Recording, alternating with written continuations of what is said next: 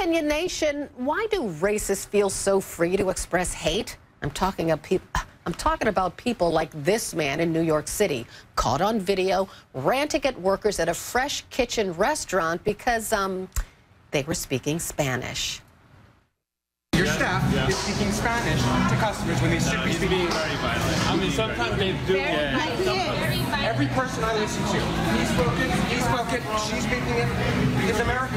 And my guess is they're not documented. So my next call is to ICE to have each one of them kicked out of my country. I pay for their welfare. I pay for their ability to be here. The least they can do is now welfare?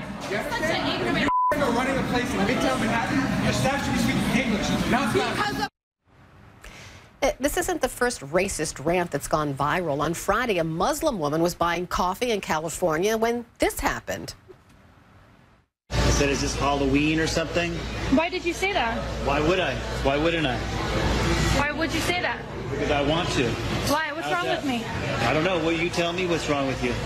Do you know I'm a Muslim? Yeah, I do. What's your problem with that? I don't like it. How's that? Why? I don't like that because I don't like your religion. It says to kill me and I don't want to be killed by you. How's that? Are you scared of me? No. Have you read the Quran? Yes, I've read enough of it to know. Yes, that's right. I don't have any kind of a conversation with idiots.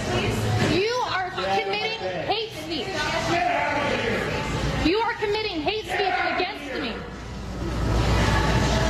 Racist. You. And this at a Walmart parking lot in Fargo, North Dakota. A woman threatened two Somali American women. She later wanted to take it all back, but then admitted she really can't. Do you think you're a racist person? And I'm not going back to my country. I'm American. Okay, I don't care. You're not American. What are you going to do? What are you going to do? We're going to kill all of you. Okay, we're going to kill everyone in Muslims. You're fat. You can't do anything. It has nothing to do. You can't do anything. Here, I'm making a video. And I'm going to show it to the police. I'm going to show it to the police, okay? The police care? Why are you in our country anyway? These two women were American. But wow, Opinion Nation, why do racists feel so free to express hate? Tweet me or talk on Facebook and join the conversation with John Fredericks, a member of the advisory board for President Trump's 2020 re-election campaign. Ben Kissel is here, a liberal commentator and political commentator and host of the Mo Kelly Show. Mo Kelly joins us. Welcome to all of you. Thanks. Wow. Just seeing those all together makes my head want to explode. Mo, I'll start with you, because you're sitting right next to me, and you look wise today. I don't know about wise, but I've lived in America long enough to know that this is not new. The only thing which is new is we're being able to see video of it. Now, we can say that it's more pervasive in this environment. If we can acknowledge that there's more incivility than ever before, then of course there's going to be more racial incivility. When I saw those videos, I said, okay, that's Tuesday in America, that's Wednesday in America. But because of our racial history of racial subjugation, I would say during this Trump administration and era, people feel more emboldened to say it because they feel part and parcel they are supported by the president. You think it's because absolutely. Of the really? Not because, but it's related to. Not that there's not a causation, but there's a correlation. John, do you agree? No. You know, this is such a convenient argument. Let's just blame Trump for everything, right? You guys are in L.A. The Dodgers can't win a baseball game. Let's blame that on Trump, too. That's a ridiculous argument, Mo. This has got nothing to... These are whack job people spewing out hate. It's going on both sides. It's disgusting. We live in a very divided society right now. And look, you got the mainstream legacy media trashing this president 24/7, 365 days. It's nonstop with this ridiculous Mueller investigation. The things and the names that they call this president on social media on a daily basis are equally as disgusting. Are you are you blaming the critics of President Trump for this kind of behavior? No, I'm not blaming anybody. I'm not blaming anybody. What I'm saying is we're in a divided time. People that say hateful, racist things on both sides, it's gross and disgusting. We live in a very divided time. But if you're on the other side of it like I am, look, I go on CNN tonight with Don Lemon for 10 minutes. I get 1,000 tweets calling me every possible name you could imagine. So this is going on both sides. It's gross. And, you know, part of it is we just have to find a way to be civil to each other. Well, but I agree with Mo in that it's now being captured on video on that. Mo's right. But, okay, I want to go back for a second to that guy in the New York restaurant, in the New York City restaurant, you know, who is maligning people for speaking Spanish, because he seems to be a serial racist. I don't know what you call it. He's a serial racist. He was captured before on video. Like a man was just standing on a street corner in New York City, and he went, well, I'm going to show you the video. Same guy. Watch. Right. What country are you from? Who are you? I'm going to call the police. You don't run into people. I'm a citizen here. You're not. You're an ugly foreigner. So you. I don't know this guy at all. Not that I'm I don't know this guy at all. Let me get a quick picture. Don't worry, dude. I've got you on video. Not allowed to walk on the wrong side of the street. This guy literally just ran into me and is going crazy. I thought he was a friend of yours. I thought he was a friend of yours. That's the craziest thing I've seen. He literally held up his bag, shoved it into me, and then proceeded to like flip out. Like Ben, that guy looks white to me. Like I didn't even understand why. What? Well, first I want to say the majority of Americans are wonderful, loving people, and let's not lose sight of that. The second thing I want to point out is this notion of don't tread on me. It's a very common theme right now being put forward by the alt-right. They sort of co-opted it from more well-meaning libertarians. I want to amend the don't tread on me flag with the also I won't tread on you amendment. So we stop these people from treading on us, and we don't tread on them, and vice versa. When it comes to the Trump effect, there is no denying that these are lemons going off a cliff following their leader. We have Donald Trump, who based his entire political career, the foundation of it is birtherism. We follow that up with the pardoning of the very racist Sheriff Joe Arpaio. You follow that up with the equivocation of the two sides at Charlottesville.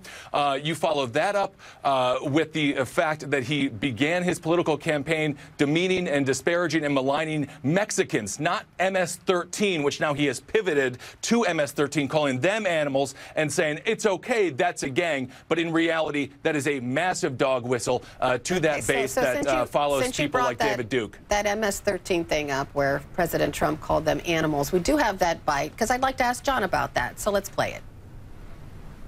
We have people coming into the country, or trying to come in. We're stopping a lot of them. But we're taking people out of the country. You wouldn't believe how bad these people are. These aren't people. These are animals. So, John, do you think it's possible that that kind of rhetoric might kind of like create a guy, not create a guy because that guy was already created, or might prompt a man like that awful person in New York to go off on people that don't look like him? No. The guy's crazy and he's nuts. And this whole alt-right thing never has had anything to do with the Trump movement. We've disavowed those people time and again. They're all whack jobs. Yes, we did. There's no alt-right group in the Trump movement or the Trump campaign. What are you talking about? There's not a. You guys made it up. It's a convenient argument. I didn't brand the alt-right the alt-right. They branded themselves the alt-right. They have nothing to do with the Trump campaign. They never had anything to do with the Trump campaign or the movement. This is about jobs and getting America's prosperity back and getting people that their children can get jobs and move out of the basement. This has nothing to do with the alt-right. I don't care. You guys have made this up because it's a convenient argument. It's just insane. Well, evidently they never told the alt-right that, because if we go back to Charlottesville, we know that we had a lot of alt-righters in khakis and MAGA hats. They nothing to do with us. Themselves. Well, evidently they provided some sort of backdrop where they feel comfortable, which is part and parcel of this conversation. This level of comfort is leading to people to express themselves in an air of superiority on a racial level. This is not a political discussion. This is a racial one. Ben, I will say that a guy like the guy in New York City and that lady in the parking lot, I mean, those people already had that in them. They did. Mr. Trump didn't create those people. No. That's how they've been for quite some time. No, but I think that is absolutely asinine to think that Donald Trump's base doesn't consist of the alt-right. It's the same way that the right used to demonize Barack Obama for having some Black Lives Matter support with the reverend that he went to the church of. You know, they tied them all together. So you know, you got to play with the facts and just deal with the fact that you are supporting a president who is also supported by the alt-right. You might not be a member of the alt-right. Two wrongs don't make a right. Just because the Republicans were doing that to Obama in the 2008 campaign with the church he went to, those comments by, what was that, Reverend Wright?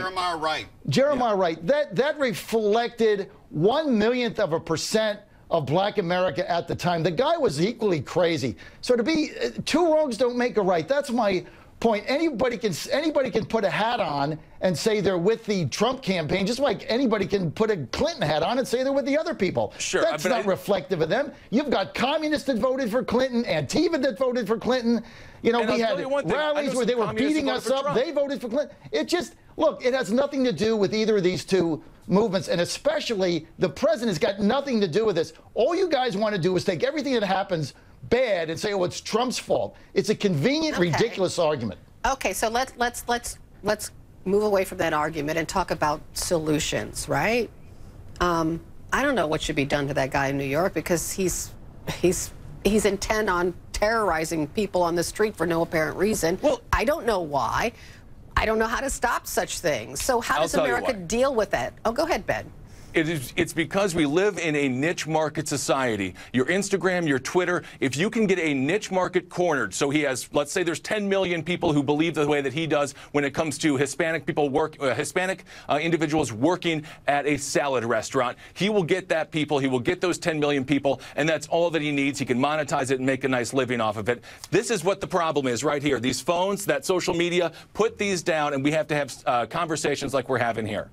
Mo's right. Okay, so should this lady have used her phone recording device inside this New York restaurant to tape this idiot? Absolutely. I think you should use the phone, because you have to shame the individual and you have to spread sunlight as a disinfectant on the behavior. There are a lot of people prior to today who would even deny that this is going on. The new racism is part of denying that it actually exists. Now that we can get past the point of acknowledging that it exists, then we can talk about solutions. But just like Rodney King in that video, sometimes you have to shame people and show people, and we can show them better than we can tell them. John, I don't think that guy's capable of being shamed, though. Do you? Look, there's whack jobs out there. You can't do anything about it. I mean, apparently he didn't break the law, but he's a crazy man. I certainly wouldn't want to be associated with him or do business with him or even be a neighbor. I would probably move. But look, both Mo and Ben have this nailed here when you want to find the answer. Mo got it because there are people that if they can just find a little niche of the other crazies and they hit clicks, they make money off it. Ben's correct, though, also is you need to capture this on video. I mean, we just had a video of a cop in Alpharetta, Georgia, a suburb of Atlanta, Georgia, that took out a 65-year-old grandmother, dragged her out of her vehicle. Why do we have that? Because of body cameras. So we need this on film. But look, we don't blame that. That's just a stupid cop doing a stupid thing, and they need better training. But to blame Trump is ridiculous, and that's my whole argument here. We have bigger problems than the president, and he's solving our problems, and that's why he's going to win again. You have to blame somebody. Says a man who is going to campaign for President Trump in 2020. So thanks to all of you. Thanks to all of you. It was a great conversation. John Fredericks, Ben Kissel, and Mo Kelly.